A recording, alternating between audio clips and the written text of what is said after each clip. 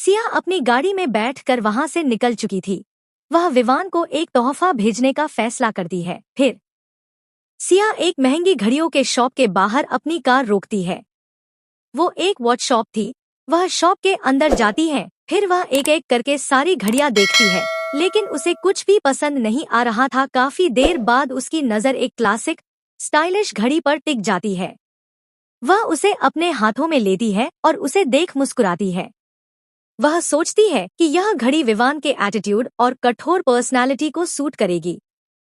वो घड़ी को देखते हुए अपने मन में प्यार भरी आवाज में कहती है, एक ऐसी घड़ी जो उनके हर काम, हर मीटिंग और हर फैसले के साथ होगी। जब भी वो इसे देखेंगे, उन्हें मेरी याद आएगी। मेरी दी हुई ये घड़ी उनका लक बनकर उनके साथ रहे। यही सब सोच सिया मन ही मन खुश होती है और फिर वह घड़ी खरीदती है और गिफ्ट में डालने के लिए एक नोट लिखती है। उसकी हैंड राइटिंग बहुत सुंदर थी, लेकिन उसमें एक गहरा एहसास छिपा था, सिया की वो फीलिंग जो उसे शैडो क्वीन से अलग बनाती है। सिया ने बड़े प्यार से उस नोट पर लिखा था, उस रात के लिए, और फिर थोड़े नीचे अपना नाम लिखती है, यानी कि सिया। वो जानती थी कि अगर वो नाम नहीं लिखेगी तो उसे नाम पता नहीं चलेगा, क्योंकि उसका नाम पता लगाया था। पर उस दिन विवान के सुबह के बिहेवियर से साफ पता चल रहा था कि उसका ऐसा कोई प्लान नहीं है कि वो सिया के बारे में जाने। पर सिया को इससे कोई फर्क नहीं पड़ता था, क्योंकि जो उसे पसंद आता था वो ऑटोमेटिक उसका हो जाता था। तो विवान तो अब उसका प्यार, पागलपन, जुनून बन गया था। तो अब तो विवान उसी का है। यही सब सोचते हुए सिया उस नोट को घड़ी के डिब्बे में रखती है और उसे कुरियर के जरिए विवान के ऑफिस भेज देती है। जब वह शॉप से बाहर निकलती है तो उसके चेहरे पर एक जीत की मुस्कान थी। उसे लग रहा था कि उसने एक छोटा सा कदम उठाया है जो विवान को उसकी तरफ खींच लेगा। पर ना जाने उसका ये सोचना कितना सही साबित होगा। वहीं दूसरी तरफ विवान के ऑफिस में, विवान अपने ऑफिस में बैठा काम कर रहा था। तभी उसका असिस्टेंट एक डिब्बा लेकर आता है और उसे देता है, ये कहते हुए कि सर, यह आपके लिए एक पार्सल आया है। विवान उस पार्सल को देखता है। उसके एक्सप्रेशन बिल्कुल चेंज नहीं हुए थे, पर थोड़ी देर में ही वो उस डिब्बे को देख चिढ़ने लगा। फिर विवान अनमने ढंग से पार्सल खोलता है। वह देखता है कि उस डिब्बे में एक महंगी घड़ी और एक छोटा सा नोट है। वह नोट उठाता है और पढ़ने लगता है। जैसे ही वो उस नोट को पढ़ता है, उसके चेहरे पर एक असमंजस और जिज्ञासा के भाव आ जाते हैं। विवान नोट देखते हुए सोचता है, सिया? कौन सिया? तभी उसका भाई अर्जुन उसके कैबिन में आता है। अर्जुन विवान के हाथ में गिफ्ट बॉक्स और एक नोट देखकर हंसते हुए कहता है, वाह भाई, कोई रुपया चाहने वाला है क्या? इतनी महंगी घड़ी और यह नोट, आखिर क्या है इस नोट में? फिर वो साइड से झांकने लगता है, पर विवान कोशिश करता है कि अर्जुन नोट को ना देखे। पर अर्जुन तो अर्जुन था, वो नोट को देख हंसता है। उसकी ये हंसी विवान को चिढ़ाने वाली थी और कहीं ना कहीं विवान उसकी हंसी से चिढ़ भी रहा था। फिर अर्जुन आखिर में नोट में लिखे शब्द पढ़ ही लेता है और एक्साइटमेंट और हंसी के साथ कहता है, उस रात के लिए। सिया? ये सिया कौन है भाई? क्या हुआ भाई? रात का किस्सा कुछ याद आया? और अगर आया तो मुझे भी बताओ। और फिर उसे चिढ़ाते हुए देखने लगता है, पर उसके ये कहते ही विवान के चेहरे के भाव बदल जाते हैं। वो अर्जुन से नाराज हो जाता है। विवान का चेहरा सख्त हो जाता है।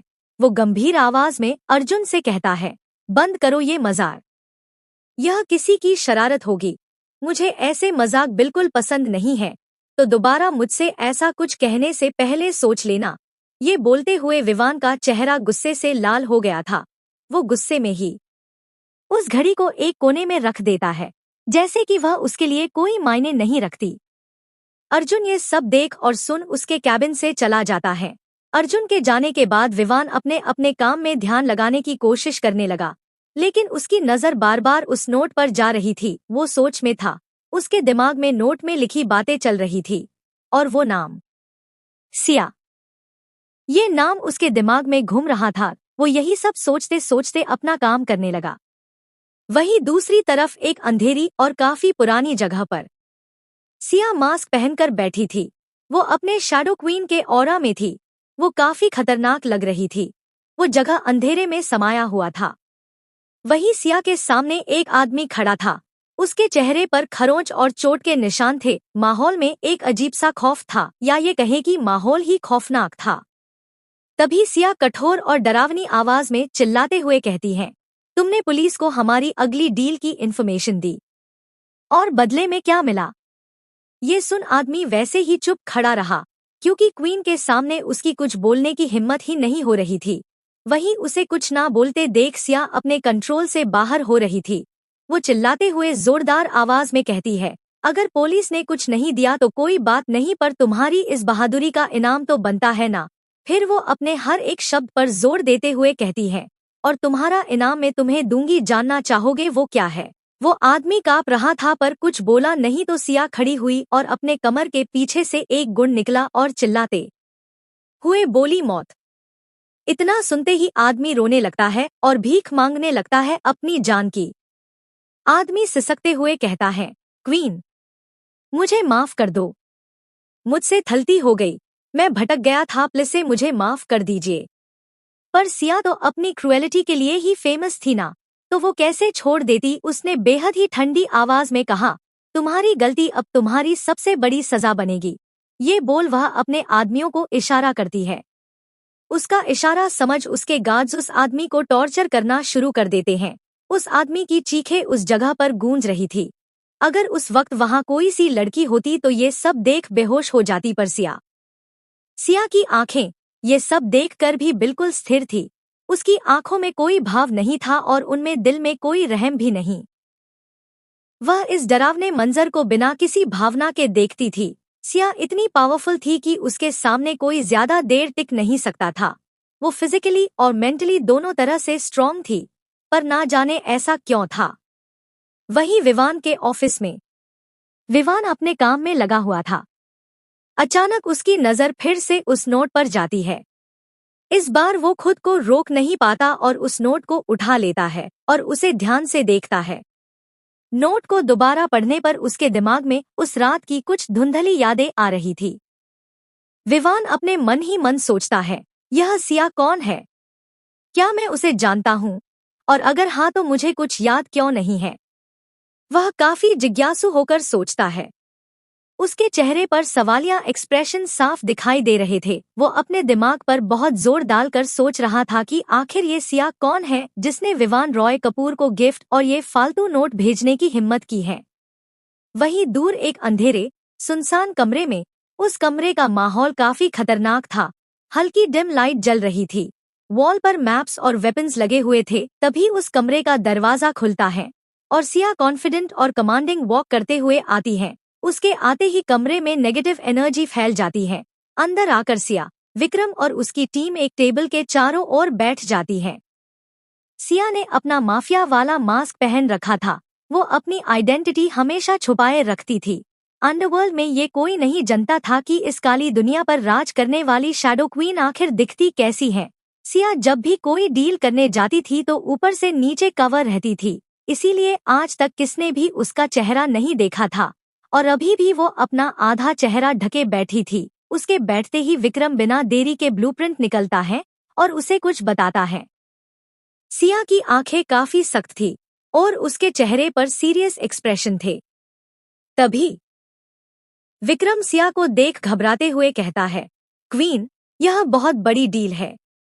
इतने हथियार, अगर कुछ भी गलत हुई तो?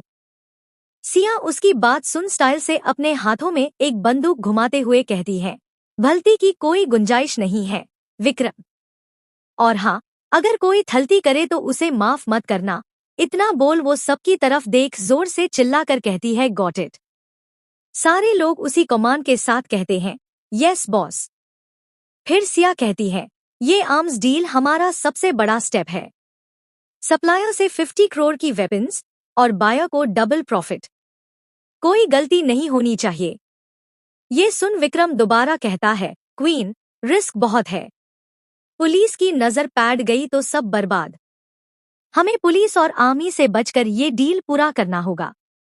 सिया उसी कमांड के साथ कहती है, रिस्क तो मेरा नाम है विक्रम। जो डरता है वो माफिया में नहीं टिकता। प्लान ए, वेयरहाउस में एंट्री सीक्रेट टनल से। प्लान बी, अगर कुछ गलत हुआ या हमारा प्लान थोड़ा सा भी गड़बड़ हुआ तो सबको मार डालो। वहां से कोई भी जिंदा वापस नहीं जाना चाहिए। इतना बोल सिया उठ जाती है। उसकी आंखें लाल थी। सारे टीम मेंबर्स नोट करते हैं, वेपन्स चेक करते हैं। वहीं सिया अपनी गन देखती है और फिर वो अपनी गन लोड करती है। उसके सारे मूव्स काफी डरावने थे। अगर कोई नॉर्मल आदमी वहां होता तो सिया को शैडो क्वीन के ओर में देखकर ही मर जाता। फिर विक्रम उठते हुए कहता है, क्वीन, आप रेडी है? ये डील आपकी जिंदगी बदल देगी। सिया कुछ नहीं बोलती, वो बस अपनी गन को घूर रही होती है। ये देख सिया का एक आदमी अपना थूक निगलकर अपने में कहता है, भगवान, अगर आज कोई बॉस के सामने आया तो उसकी मौत किस किस तरह से लिखी होगी ये तो कोई नहीं जानता। वहीं सिया अब बिना किसी को देखे उस अंधेरे रूम से बाहर निकलने लगती है और उसके पीछे उसके सारे गॉड्स भी निकलते हैं। उस जगह से निकलकर सिया और उसके गार्ड्स एक पुराने गोदाम में पूछते हैं। वो एक अंधेरे में समाया वेयरहाउस था जहां डिम येलो लाइट जल रही थी। बाहर काफी तेज बारिश हो रही थी। सिया के गार्ड्स अंदर जाकर अपनी जगह पर खड़े हो जाते हैं। अंदर बैठे लोग जब गार्ड्स को अंदर आते देखते हैं तो सब खड़े हो जाते हैं, क्योंकि वो समझ चुके थे कि यहाँ कौन आया है। थोड़ी देर में ही दरवाजा खुलता है और सिया शैडो क्वीन के लुक में अंदर आती है। उसे वहां आते देख सबकी सांसें रुक जाती हैं, क्योंकि उनके सामने खुद मौत की देवी खड़ी थी। कोई भी चुप और उनकी मौत। वो सब शैडो क्वीन के बारे में जानते थे कि वो कितनी बेरहम और रूथलेस है। सिया और उसकी टीम एक दूसरे गैंग के लोगों से मिलने आई थी। सिया ने अपने चेहरे पर मास्क पहन रखा था। वह एक तेज और गुस्सैल नजर सब पर डालती है। सिया वेयरहाउस के सेंटर में खड़ी थी और उसके सारे गार्ड्स शैडो में थे। माहौल काफी डरावना था। तभी वहां एक आदमी आता है जिसने डार्क सूट पहना था। उसके हाथ में एक ब्रीफकेस था। उसे देख सिया स्टाइल से वहां से सोफे पर बैठ जाती है और विक्रम को इशारा करती है। उसका इशारा समझ विक्रम क्रेट्स खोलकर वेपन्स दिखता है, AK-47S, ग्रेनेड्स और हाईटेक गन्स। ये सब देख उस सूट वाले आदमी की आंखें चमक जाती हैं। उसे ऐसे देख सिया कठोर आवाज में उसकी तरफ देखते हुए कहती है, तो कहाँ है पैसे? ये सुन वो आदमी कहता है, क्वीन, ये वेपन्स ठीक है लेकिन प्राइस बहुत ज्यादा है। 40 करोड़ में डील कर लो। ये सुन सिया की आंखें छोटी हो जाती हैं। वह तुरंत अपनी कमर के पीछे से अपनी गन निकालती है और उस आदमी के सिर पर रख देती है, क्योंकि उसे डील में अनकानी बिल्कुल पसंद नहीं थी। सिया अब जोर से चिल्लाकर कहती है, तुम्हें क्या लगता है तुम्हारे इन चिंदी पैसों के लिए खुद शैडो क्वीन यहाँ आती? सिया की आंखें बहुत डरावनी हो चुकी थी। उसे ऐसे खुद पर गन ताने देख उसके चेहरे से पसीना बहने लगता है। वहां खड़े लोग कांपने लगे थे, पर अपने बॉस को बचाने के लिए उन गार्ड्स ने अपनी गन्स को सिया की तरफ तान दिया। वहां का माहौल नेगेटिव एनर्जी से भर चुका था। सिया को ऐसे देख वो आदमी अब कुछ बोल ही नहीं पाया। वो डर के मारे ब्रीफकेस खोलता है, पैसे काउंट करने लगता है। वहीं सिया के एक्सप्रेशन काफी कोल्ड थे। सिया गुण अभी भी ताने हुई थी। तभी एक नोट नीचे गिरता है। वो आदमी जब उसे उठाने झुकता है तो सिया उसके हाथ पर बहुत जोर से अपना पैर रख देती है। उसका पैर पड़ते ही उस आदमी की चीख निकल जाती है, लेकिन वो कुछ नहीं बोलता। वो बस वहां से निकलना चाहता था। जल्द ही उस आदमी ने सिया के सामने पैसे से भर ब्रीफकेस रखा। सिया ब्रीफकेस देखती है और फिर क्रूएल स्माइल के साथ धमकाते हुए कहती है, गलती की सजा हमेशा मिलती है। अगली बार मैं तेरा सर काटकर ट्रॉफी बनाऊंगी। इस बार जिंदा छोड़ दिया तो जा यहाँ से। इतना सुनते ही वो आदमी उठता है और भागते हुए वेयरहाउस से निकलता है। उसके पीछे उसके लोग भी थे। सिया की डील कंप्लीट हो गई थी। वो अपनी लाल नजरें एक बार उस ब्रीफकेस पर डालती है और विक्रम को इशारा करती है। विक्रम उसका इशारा समझ उस ब्रीफकेस को चेक करता है और सिया को एक थम्स अप का इशारा करता है। ये देख सिया फिर अपने गार्ड्स को देखती है और वेपन्स उठाकर चलने के लिए कहती है। तभी एक मेंबर गलती से एक क्रेट गिरा देता है। सिया अचानक ही उसकी तरफ मुड़ती है और बेहद गुस्से में उसका कॉलर पकड़ती है और अपना चेहरा उसके करीब ले जाकर बहुत भयंकर आवाज में कहती है, एक और गलती और मैं तुझे इस वेयरहाउस में जिंदा दफना दूंगी, समझा? माफिया में कमजोर लोगों की जगह मिट्टी में होती है और मैं तुझे अभी इसी वक्त मिट्टी में मिला सकती हूँ। वो गार्ड तुरंत माफी मांगते हुए कहता है, माफ कर दीजिए बॉस, दोबारा नहीं होगा। ये सुन सिया उसे पीछे की तरफ धकेल देती है और वेयरहाउस से निकल जाती है। उसके बाहर निकलते ही विक्रम और उसके गार्ड्स भी सिया के पीछे बाहर आते हैं। बाहर 5 बालक कलर की बेहद ही महंगी गाड़ियां खड़ी थी। उनमें से बीच वाले में जाकर सिया बैठ जाती है और विक्रम ड्राइविंग सीट पर बैठ जाता है और सब वहां से निकल जाते हैं। डील खत्म होने के बाद सिया घर आती है। वह अपने माफिया वाले कपड़े उतारती है और एक कंफर्टेबल ड्रेस पहनती है। वो बेहद ही खूबसूरत थी, जैसे कोई अप्सरा। वह अपने फोन में विवान की फोटो देखती है। उसकी आंखों में प्यार और बेचैनी साफ दिख रही थी। सिया अपने मन ही मन में कहती है, माफिया हूँ मैं, चाहूँ तो एक पल में सब कुछ अपने कदमों में लेकर डाल दूं, लेकिन देखो आज आपके लिए तरस रही हूँ। आपसे मिलने से पहले सोचा नहीं था कि कभी किसी चीज के लिए मुझे तरसना भी होगा। आपके बिना मेरी दुनिया अधूरी है मिस्टर बिलियनर। मेरा दिल आज भी आपके पास ही है। देवांगी बढ़ रही है आपके लिए, इसे बढ़ने दिया जाए या रोक ले, आप ही बता दीजिए। इतना बोल वह विवान की फोटो पर हाथ फेरती है। उसकी आंखों में एक अजीब सा अनकहा दर्द था।